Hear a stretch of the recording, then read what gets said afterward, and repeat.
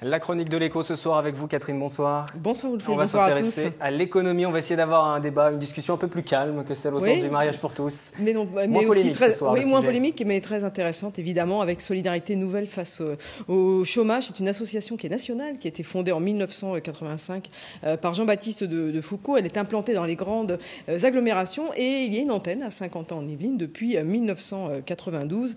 Le but, c'est d'apporter un soutien, j'ai envie de dire, moral aux demandeurs d'emploi. On va en parler avec vous, Jean-Claude Philippe. Bonsoir, vous êtes le président de l'antenne Saint-Quentinoise et vous êtes venu accompagné de Dominique Bretonnet. Vous êtes en recherche d'emploi. C'est exact. Demandeuse d'emploi. Voilà. D'accord. Alors Jean-Claude Philippe, je dis c'est plutôt un accompagnement moral, votre association. Qu'est-ce que vous proposez ? C'est un accompagnement solidaire tourné vers l'efficacité. C'est-à-dire que... J'ai pas dit que c'était pas efficace. Non. Le côté moral ne veut pas dire que ce soit pas efficace. C'est vrai que la caractéristique de l'accompagnement SNC, c'est effectivement d'abord de prendre des gens qui souvent sont dans une certaine solitude. Donc le dialogue qu'ils vont avoir avec des accompagnateurs va être déjà leur permettre de sortir de leur solitude. Et va leur permettre, du moins nous l'espérons, de retrouver un petit peu d'allant et d'arriver finalement à retrouver un emploi. Alors on comprend que ce sont des discussions, des réunions qui sont organisées entre des accompagnateurs, et ça c'est important, il y a 2 accompagnateurs à chaque fois qui accompagnent, bon c'est un peu redondant ce que je viens de dire, mais c'est quand même le cas, qui accompagnent le demandeur d'emploi. Comment se passent ces réunions justement ? Alors effectivement, vous avez raison de rappeler que l'accompagnement SNC se fait toujours ce qu'on appelle en binôme, c'est-à-dire que l'accompagné a en face de lui 2 accompagnateurs. L'expérience a montré que c'est très riche, très nécessaire et que ça objective un petit peu la relation avec l'accompagné.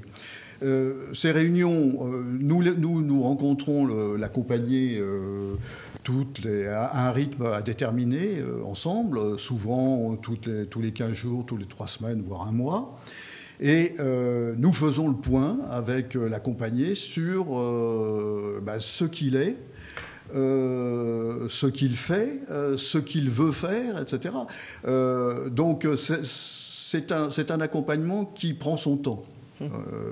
C'est important. Donc, bien se connaître et puis déterminer le projet professionnel, parce que c'est ça qui est essentiel. Souvent, il y a des recherches d'emploi qui se font un petit peu dans une certaine confusion parce que le projet professionnel n'est pas clairement défini. Donc vous éclaircissez la pensée du demandeur d'emploi et vous le sortez de sa solitude. Dominique Bretonnet, vous faites partie de l'association. Alors qu'est-ce qui vous a donné, envie ? Je ne sais pas si on peut avoir envie, mais en tout cas, qu'est-ce qui vous a poussé à aller vers l'association ? C'était pour sortir de cet isolement du demandeur d'emploi. Déjà, je suis arrivée chez SNC par l'intermédiaire d'un ami qui m'en avait parlé en termes plutôt positifs, donc je ne suis pas arrivée par hasard. Ensuite, effectivement, moi j'avais besoin de contrer deux grands ennemis que sont le temps qui passe et la solitude. Donc ça, c'est essentiel. Donc c'est vrai qu'on est face à son ordinateur finalement. On envoie des CV. Seul. On envoie des CV, on attend des réponses. Et le temps de l'employeur n'est pas le temps du demandeur d'emploi qui lui attend des réponses rapides. Ses priorités ne sont pas les miennes. Un téléphone qui sonne pas, donc plutôt en mode silencieux. Donc on arrive... au sein de l'association. Voilà, on arrive là-dessus. Concrètement, alors, ces accompagnateurs, ils vous font simplement parler, mais je pense qu'ils ne vous font pas que parler quand même. Non, bien sûr. Je voudrais quand même revenir sur l'isolement et la solitude. Moi, j'avais vraiment en tête le mental. Pour moi, si je voulais avancer, réussir, c'est... le mental. Avoir la forme, garder la pêche, garder le moral. Et donc je suis allée vers Jean-Claude et Yves, qui sont mes deux accompagnateurs, dont Yves, qui est un ancien accompagné. Donc il a connu ce que je connais. Il a une expérience significative dans le domaine, donc ça ajoute de la crédibilité à la démarche. Ensuite, ce qui est important aussi de préciser, c'est que ce sont des bénévoles. Et donc, ils prennent de leur temps. Il n'y a pas de prestations rémunérées. Donc ça, c'est gratuit. C'est absolument gratuit. gratuit. C'est absolument gratuit. Même y compris un certain nombre d'ateliers qui peuvent être proposés ailleurs. Et là, ce sont des prestations toujours gratuites. Donc moi, ce qui m'intéressait, c'est la relation humaine. Voilà, ça c'était super important. Vous allez nous expliquer dans quelques instants ce que ça vous a apporté concrètement. Et vous en êtes dans votre situation. On va faire une première pause. On est allé dans les rues de Saint-Quentin pour demander aux gens comment soutenir, quelles solutions en tout cas pour soutenir moralement les demandeurs d'emploi. Et on écoute les réponses. Je dirais essayer de les faire participer à la vie sociale pour pas qu'ils soient isolés et leur donner goût. On dit toujours au travail, mais en fin de compte, déjà à participer, à faire des choses. Les soutenir, être avec eux, oui, tout à fait. De façon à pouvoir rechercher plus facilement. Mais c'est super dur de trouver du boulot, qu'est-ce que vous voulez que je vous dise, moi. Peut-être leur dire aujourd'hui, nous qui avons eu la chance de travailler comme on le voulait, on vous souhaite, on comprend plus exactement votre problème. Et comment les aider, leur donner des conseils de notre propre expérience. En discutant avec eux, en les rencontrant peut-être, en trouvant des endroits où on pourrait essayer de monter quelque chose entre chômeurs et personnes retraitées ou anciens ou bien personnes qui travaillent. Alors je reviens avec vous, Dominique Bretonnet. Depuis combien de temps vous êtes au CNC ? SNC, pardon, Solidarité Nouvelle contre le chômage. On travaille ensemble depuis 5 mois. 5 mois. Voilà, alors, donc on s'est déjà vu. Un petit bilan, vous avez le droit de tout dire. Ah oui, il y a votre accompagnateur qui est à côté, du coup, mais en gros, qu'est-ce que ça vous a apporté ? Comme l'a dit Jean-Yves, on se voit régulièrement. Concrètement, il y a des discussions assez libres dans la simplicité. C'est créatif. On discute de nouvelles pistes. Auxquelles je n'aurais pas forcément pensé. Par exemple, pour une réorientation de carrière ? Ça peut aller jusque-là ? Alors, pas... Une remise en cause ? Une remise en cause, ouais. Mais je dirais que la remise en cause, elle se doit presque d'être permanente. Ça, c'est un état d'esprit, une attitude. Donc oui, il y a de la remise en cause. Donc moi, je souhaite changer de secteur d'activité.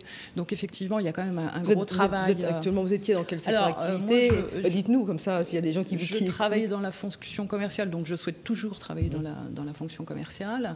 Mais aujourd'hui, je souhaite m'orienter vers le fundraising, donc la levée de fonds auprès d'une grosse asso ou d'une fondation ou de l'économie solidaire, pourquoi pas. Jean-Claude, par exemple, est-ce que dans le cas de Dominique, vous pouvez apporter des pistes ? Vous avez des carnets d'adresses ? Est-ce que ça sert aussi à ça, votre association ? L'association, effectivement, si vous voulez, on peut apporter un certain nombre d'aides techniques. J'ai parlé tout à l'heure des ateliers. Il circule également dans l'association un certain nombre d'annonces sur des postes que nous communiquons à nos accompagnés, enfin quand ces annonces les intéressent. Et également, il y a un certain nombre de systèmes autour des réseaux. Et en particulier, Dominique a pu effectivement bénéficier comme ça d'une mise en relation par notre intermédiaire dans un réseau qui va lui ouvrir un certain nombre de pistes. Je ne sais pas, et j'espère qu'elle trouvera un emploi par cet intermédiaire, mais effectivement, c'est arrivé par nous. Voilà un certain nombre d'outils précis que nous offrons. On ne se contente pas simplement d'écouter, effectivement. Je m'en doute bien. Vous l'avez dit, ce sont des bénévoles qui officient au sein de Solidarité Nouvelle face au chômage. Ce sont des gens qui sont en activité, des jeunes retraités. Et est-ce que vous recherchez des bénévoles ? Alors, les accompagnateurs sont globalement, d'ailleurs, dans l'association et sur Saint-Quentin, c'est exactement pareil, soit des gens qui ont effectivement une activité professionnelle, soit disons des jeunes retraités, c'est-à-dire des retraités qui ont derrière eux un passé professionnel, et qui ont, des compétences, qui veulent un petit peu les valoriser, et qui ont, ce qui est très important, qui ont du temps. Par rapport aux gens qui sont actuellement en poste, évidemment, il y a un peu une différence, c'est plus difficile. Les retraités ont du temps, d'autant plus qu'il n'y a pas de limite de temps dans l'accompagnement qui est fait. C'est-à-dire que il n'y a pas de limite de temps. En gros, la personne peut rester jusqu'à temps qu'elle retrouve un emploi ou qu'elle n'ait plus envie de participer. Les statistiques globales de l'association, c'est que au bout d'un accompagnement moyen d'environ 8-9 mois, 60% des gens soit ont retrouvé un emploi, soit sont sur une piste qui va leur permettre de retrouver un emploi. Voilà la Justement, parce que vous parlez des statistiques, vous savez combien de personnes vous avez réussi à ramener comme ça vers l'emploi ? Si vous voulez, nous suivons, bon an, mal an, environ 20 à 30 ou 40, enfin 40 personnes maximum. Donc sur Saint-Quentin, voilà à peu près notre action. Mais c'est vrai qu'aujourd'hui, pour rebondir sur ce que vous disiez tout à l'heure, c'est que j'ai une liste d'attente assez importante de demandeurs d'emploi et que je manque un petit peu d'accompagnateurs. C'est l'effet crise ? C'est l'effet crise, oui, vraisemblablement, qui, bien entendu, qui joue, hélas. Mais effectivement, il serait important de pouvoir recruter de nouveaux accompagnateurs. Mais je crois qu'il y a un bandeau qui a dû s'afficher avec vos coordonnées si les gens veulent vous contacter. Merci en tout cas à vous deux d'être venus dans la chronique écho du 7-8. Et puis, je rappelle, on ne l'a pas dit, vous vous réunissez une fois par mois au centre Alfred de Vigny à Voisin de Bretonneux et vos services sont gratuits. Tout à fait. Merci à vous. Et je vous confirme, Catherine, le numéro de téléphone s'est affiché à l'écran. Il est encore. Voilà. Et puis, bonne chance à vous, Dominique, dans vos recherches. Les infos en plus de la chronique écho à présent. Alors l'info en plus de ce soir, elle concerne le secteur du bâtiment et le coup de gueule, on peut le dire comme ça, poussé par Daniel Taravella, c'est le président de la Fédération évinoise du bâtiment. Alors pour lui, trop c'est trop, il le dit. La profession souffre depuis 2011, estime le président. Il pointe du doigt la hausse de la TVA réduite qui devrait passer au 1er janvier de 2014 de 7 à 10%. Il met aussi en avant l'accroissement de la taxation sur les plus-values immobilières. Et pour lui, 2012 a été mauvaise, et bien 2013 sera morose. Voilà. Et puis Daniel Taravella, il sera en plateau. Viendra sur ce plateau, il sera sur le plateau du justement. 7-8 mardi, pousser donc son coup de gueule. Il avait déjà exprimé il y a quelques temps et il reviendra parce que effectivement les choses ne se sont pas améliorées. Autre information, autre info en plus. Celle-ci, elle concerne le siège social de Mercedes qui va s'implanter à Montigny. On en a beaucoup parlé. Mais là, on peut vous donner juste une info, c'est concernant la pose de la première pierre. Voilà, ça va devenir vraiment réel. Voilà, on va passer. Virtuel pour l'instant. Voilà. Et la première pierre sera donc posée le mercredi 13 février. Merci Catherine pour cette chronique de l'écho. Ce sera à suivre bien évidemment dans les prochaines éditions du 7-8. Dans un instant, nous allons nous intéresser à une initiative qui ne manque pas de charme puisqu'un jardin d'enfants s'installe dans une maison de retraite. Vous le verrez, c'est tout à fait intéressant. Mais puisque vous parliez du secteur du bâtiment, voilà une nouvelle qui pourrait les rassurer. L'urbanisation prochaine du quartier des Bécanes, c'est à La Verrière. La concertation auprès de la population vient de débuter. Un reportage réalisé samedi dernier par Valérie Auribeau et Patrick Jacques de Dixmude.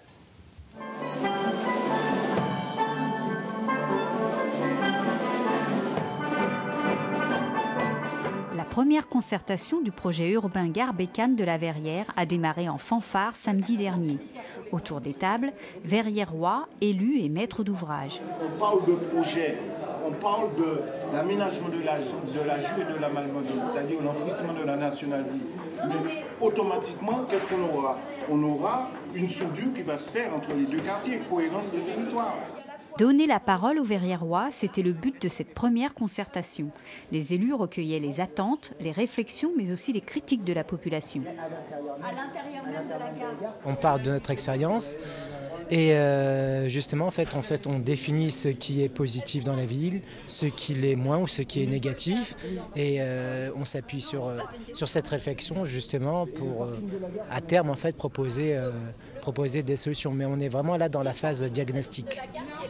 La démarche est très intéressante parce que là, on s'engage pour les 10 ans. Je ne verrai peut-être pas cette ville, mais c'est intéressant de partir d'une friche, des friches agricoles, pour arriver à une ville nouvelle. Dans ce projet, priorité aux logements sociaux, mais aussi au développement des transports afin de désenclaver la ville. De plus, l'installation d'une zone d'activité permettrait de multiplier les offres d'emploi dans une commune particulièrement marquée par le chômage. Pour autant, pas question d'augmenter les impôts. Le projet serait financé par des partenaires publics et privés et les nouveaux arrivants. D'autres ateliers de concertation plus approfondis devraient se dérouler dès le mois de février.